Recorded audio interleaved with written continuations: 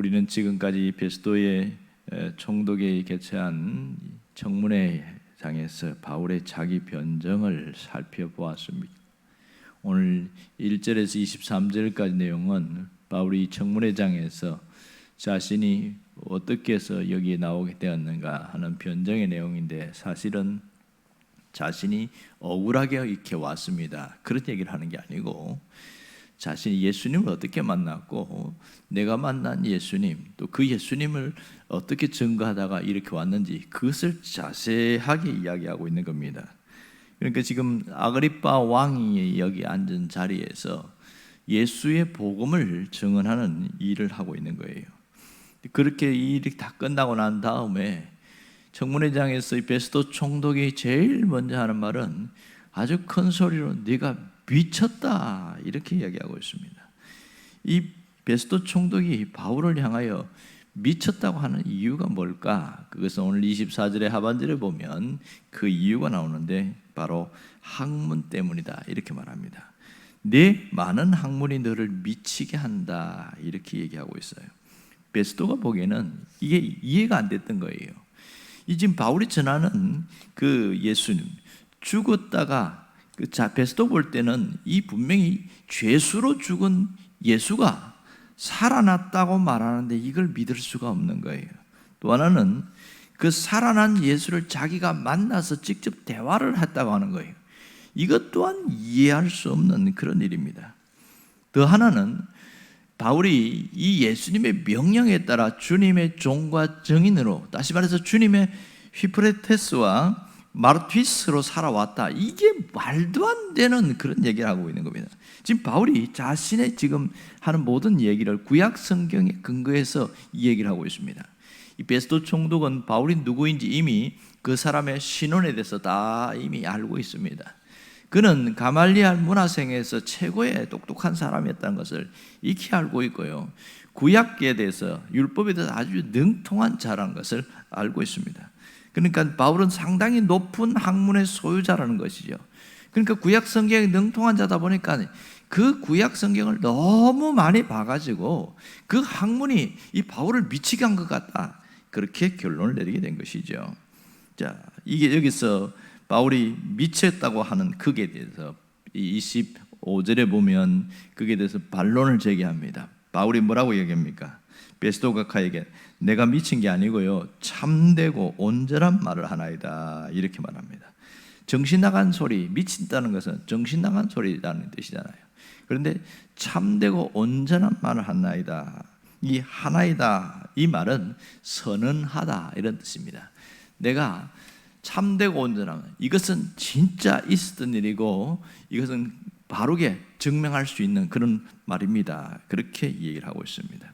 그러니까 이 바울이 지금 결정적으로 지금 자신의 무죄임을 증명해야 되는 그 자리에, 거기에서 자신의 구제를 위해서 자신의 무죄를 증명하지 않았다는 것이 굉장히 특이하고요.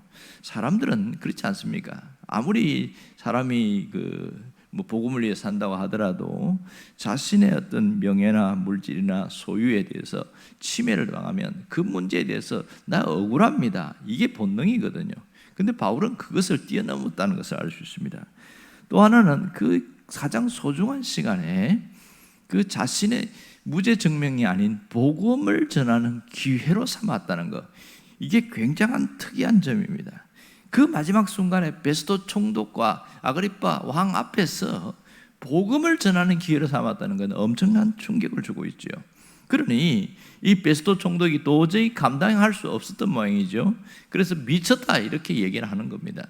오늘 이 짧은 본문에서 중요한 메시지를 주고 있습니다. 그것은 신앙인들에게 가장 중요한 것은 뭐냐, 내가 예수를 믿는 그 핵심 복음을 갖고 있느냐, 어떤 복음, 어떤 예수를 믿고 있느냐는 거예요.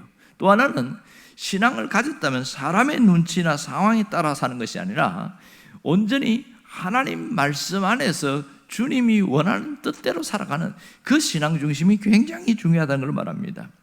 우리가 남아있는 이 생애 동안 어떻게 살 것인가를 오늘 바울을 통해서 정확하게 보여주고 있지요. 어떻게 살아야 됩니까? 남아있는 생에는 바로 의미 있는 인생, 가치 있는 인생을 살아야 된다. 그걸 얘기를 하고 있는 거죠.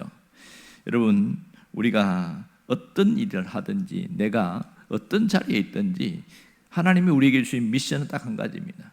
내가 있는 그 머문 그 자리에서 복음을 전하는 사명을 가지고 살아가라. 그런 얘기를 하고 있는 것이죠.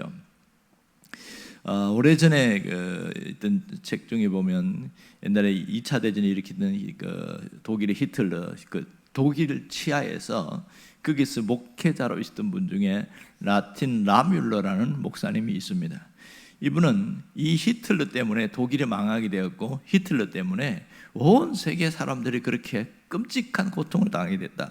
그러면서 히틀러가 죽어야 세상이 좋아진다. 히틀러가 적그리스도다. 그렇게 이야기를 하다가 그만 감옥에 잡혀 들어가요. 그리고 8년 동안 감옥 생활을 아주 고생스럽게 합니다. 결국은 히틀러가 죽고 2차 대전이 끝난 이후에 석방돼서 나오는데, 그분이 라뮬러 목사님이 쓴 책 중에서 보면 전쟁 책임 고백서, 이런 책을 썼어요. 그런 책에 보면 이분이 뭐라고 그러냐면, 결국은 이 책에서 모든 책임은 히틀러에게 있다, 이렇게 얘기를 해서 끝냈습니다. 모든 전쟁의 책임은, 표면적으로 다 맞는 이야기죠. 그런 책을 쓴 이후에 그가 꿈을 꾸게 됩니다. 그것도 똑같은 꿈을 7번이나 반복해서 꾸게 되는데, 그 꿈의 내용은 이런 거예요. 꿈속에서 자신이 죽어서 천국에 갔어요. 천국에 갔는데 자꾸만 저 앞에서 차례차례 심판을 받는데, 심판하는데 무슨 얘기가 자꾸 들리는 거예요. 너는 왜 여기 와 있느냐? 예수를 왜 몰랐냐? 막 이렇게 얘기하니까, 아니, 누가 전해주는 사람이 있어야 믿죠. 막 이러는데 어디서 낯익은 목소리더라는 거예요. 그래서 누군가 하고 이래 엿봤더니, 그 자리에 히틀러가 있더라는 거예요. 저 히틀러가 여기 왜 있지?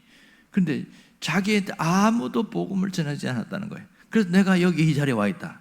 그 꿈을 반복해서 7번씩이나 꾸고 난 이후에 이 라뮬러 목사님이, 내가 생각을 잘못했구나. 그리고 그 책을 완성하기 전에 다시 바꿨습니다.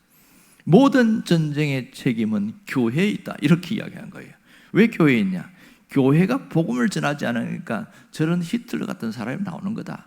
결국은 교회가 교회의 역할을 하지 않기 때문에 이런 어려움이 생겼다. 이렇게 바꿔버린 거죠.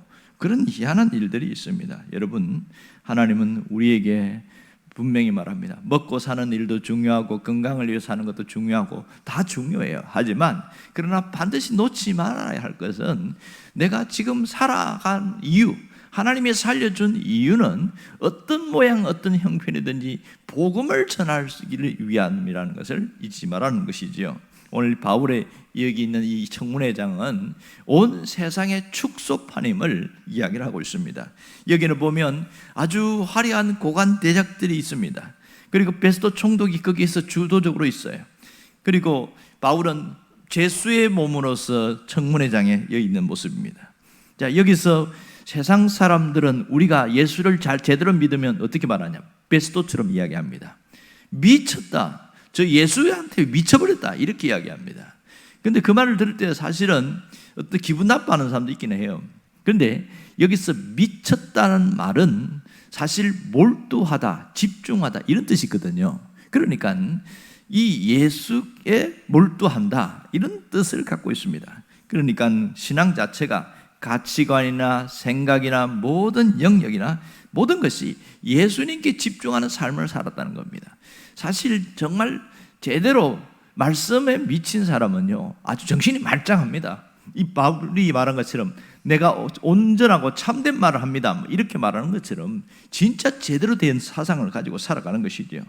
그런데 세상 사람들 볼 때는 어떻게 보입니까?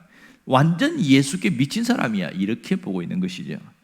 그런 거 보면 사실은 우리는 제대로 그런 소리를 들으면 들을수록 예수 잘 믿는 사람이라는 것을 알 수 있습니다. 그러면서 예수를 믿는데 한쪽으로만 치우치는 것은 정당하지 않죠. 온전하지 않습니다. 어떤 겁니까? 내가 하나님 앞에서는 그렇게 집중하고 그렇게 베드로 서 있지만 내 옆에 있는 사람, 내 가장 가까이 있는 사람에서는 섬기는 삶을 살아가는 거죠. 미쳤다고 하든지 말든지 그 사람이 하는 말이고, 나는 내가 하나님 앞에서 받은 은혜와 사명을 감당하고 섬기는 삶, 이것이 복음 전하는 일입니다. 복음은 말로도 전하지만 이 복음은 행동으로도 전하는 것이지요. 말로는 우리가 예수 믿으라고는 얼마든지 할 수 있어요. 그러나 내 몸으로서 예수 믿으라고 하는 것은 섬김입니다. 그 섬김을 통해서 믿든지 안 믿든지 내가 몸으로 전하는 예수입니다. 그럴 때 주님이 역사하시게 되는 겁니다. 이것이 우리가 해야 할 일이라는 것을 알 수 있습니다. 세상 사람들은 예수를 잘 믿으려고 하면 할수록 미쳤다는 얘기를 합니다.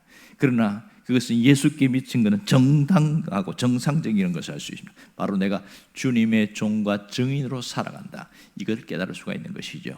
오늘 우리가 마지막 날까지 주님의 종과 증인으로 살아가는 바울과 같은 사람 되기를 간절히 바랍니다. 기도하겠습니다. 살아계신